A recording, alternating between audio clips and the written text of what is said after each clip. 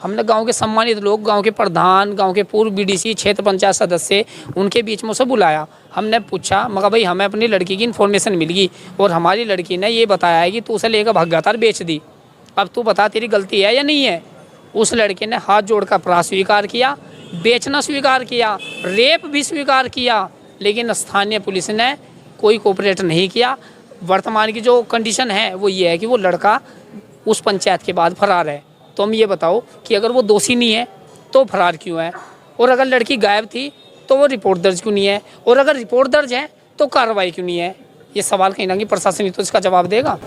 उत्तर प्रदेश में योगी सरकार और योगी सरकार में महिलाओं का उत्पीड़न, सरकार कह रही है महिलाओं का उत्पीड़न नहीं हो रहा, लेकिन मामला महिलाओं से जुड़ा और गंभीर है।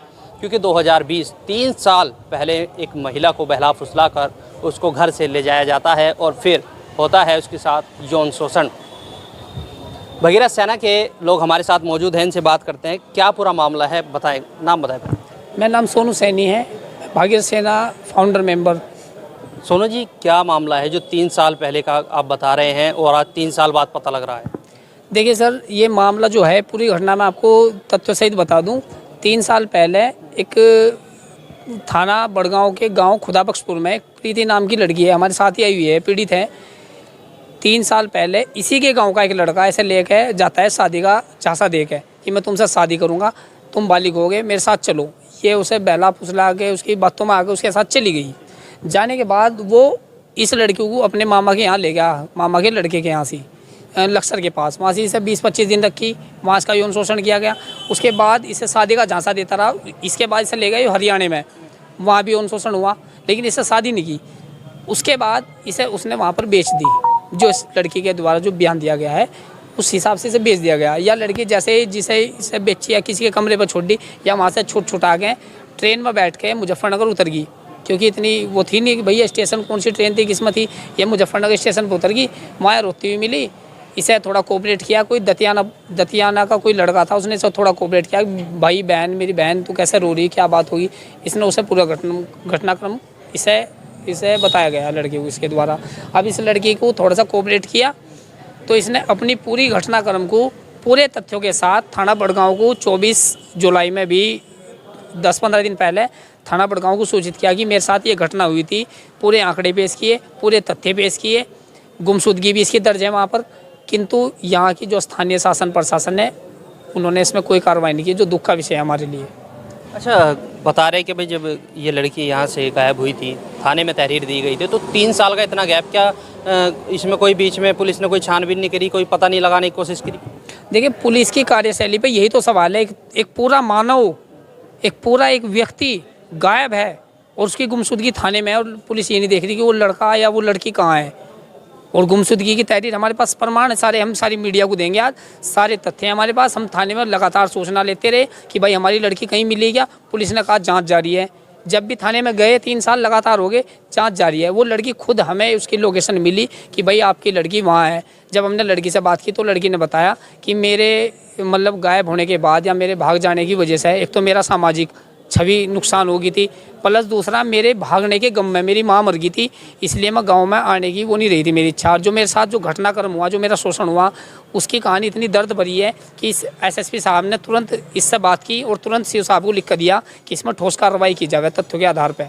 उनका हम धन्यवाद करते हैं कि पूरे ज़िले में हमारी बात किसी अधिकारी ने नहीं सुनी। एसपी साहब ने हमें बहुत प्यार से हमारी बात सुनी और कार्रवाई का आश्वासन भी दिया। अच्छी, क्या कार्रवाई आप चाहते हैं कि उस लड़के पर होनी चाहिए? देखिए सर, इस पूरे घटनाक्रम में एक सबसे बड़ा जो तथ्य है वो ये है कि उस लड़के को, जब हमारी लड़की ने हमें बताया कि मेरे साथ ये घटना हुई है और मैं गांव में इसलिए नहीं आ पाई, तो हमने उस लड़के को पंचायत में बुलाया। भाई अकेले में तुम बुला नहीं सकते। हमने गांव के सम्मानित लोग, गांव के प्रधान, गांव के पूर्व बीडीसी, क्षेत्र पंचायत सदस्य, उनके बीच में उसे बुलाया। हमने पूछा, मगर भाई हमें अपनी लड़की की इन्फॉर्मेशन मिल गई और हमारी लड़की ने ये बताया है कि तू उसे लेकर भाग गया था और बेच दी। अब तू बता तेरी गलती है या नहीं है। उस लड़के ने हाथ जोड़कर अपराध स्वीकार किया, बेचना स्वीकार किया, रेप भी स्वीकार किया, लेकिन स्थानीय पुलिस ने कोई कोऑपरेट नहीं किया। वर्तमान की जो कंडीशन है वो ये है कि वो लड़का उस पंचायत के बाद फरार है। तो हम ये बताओ कि अगर वो दोषी नहीं है तो फरार क्यों है, और अगर लड़की गायब थी तो वो रिपोर्ट दर्ज क्यों नहीं है, और अगर रिपोर्ट दर्ज है तो कार्रवाई क्यों नहीं है। ये सवाल कहीं ना कहीं प्रशासन ही तो इसका जवाब देगा।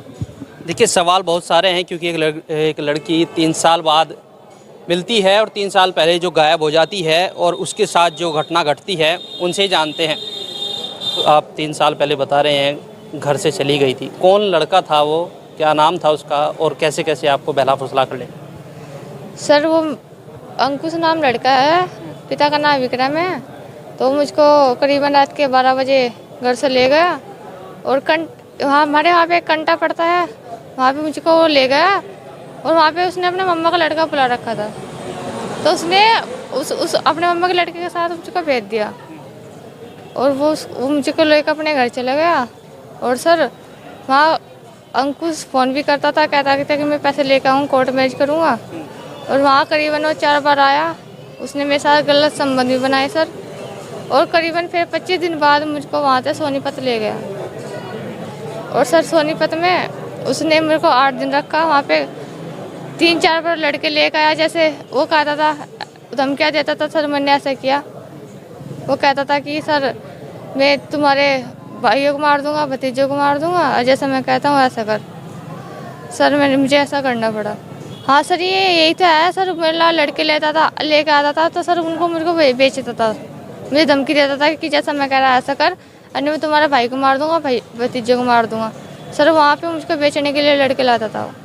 अच्छा, कैसे कैसे आप वहाँ से छुटकर भागी, कैसे कैसे क्या हुआ? सर मैं वहाँ से छुटकर आई सर, रेल में बैठी, वहाँ से रेल में बैठ के मैं मुजफ्फरनगर उतर गई। वहाँ मैं मुजफ्फरनगर स्टेशन के पास रो रही थी तो सर वहाँ पे मुझे एक लड़का मिला दतियाने का, दीपक नाम है सर उसका। वो मुझको अपने घर ले आया, करीबन 4 बजे की बात थी सर। वो कहने लगा क्या बात, वहाँ क्यों रो रही थी? तो मैंने उसको अपनी घटना बताई, मैं कैसे से मेरे साथ हुआ। तो वो कहने लगा तू बता, तो अपना घर जाना चाहती हो तो मैं तुझे तेरे घर छोड़ के आऊँ? तो सर मैंने उसको मना कर दी थी, मैं डरी हुई थी बहुत, कभी मुझे गाँव में ना बढ़न दे, गाँव वाले छेते मारे, कोई क्या करे। तो सर मैं डरी हुई थी, तो मैंने कहा था कि मेरी शादी यहीं करा दो कहीं। तो सर उसने 2 लड़के दिखाए भी थे, तो सर मैंने उनको मना कर दिया। फिर उन्होंने दिखाया था एक लड़का कश्यप का, उसका है जाति का सर, मैंने उनसे शादी कर ली। तो अब घर कैसे पता लगा, घर वाले कैसे गए, उनको कैसे पता लगा कि आप वहाँ पर हो?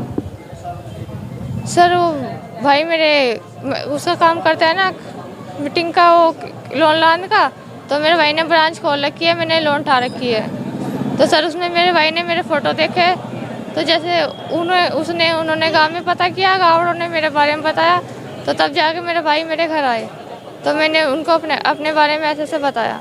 अच्छा, इस पूरे मामले में कितने लड़के शामिल है? सर अंकुश है गाँव का लड़का और उसके मम्मा का लड़का है, निखिल नाम है उसका मम्मा का लड़का, जो मुझको कंटे से लेके गया था। उसकी पत्नी का नाम है पूजा। देखिए 3 साल तक लड़की के साथ गलत काम किया जाता है, उसको बेचने की कोशिश की जाती है और मामला है उसको बहला फुसला कर जो घर से लेकर वो लड़का गया, क्योंकि सैनी समाज काफ़ी आक्रोशित है और आज एसएसपी से मिला है, आश्वासन मिला है कि सख्त कार्रवाई होगी, लेकिन कार्रवाई कब होगी ये देखने वाली बात होगी।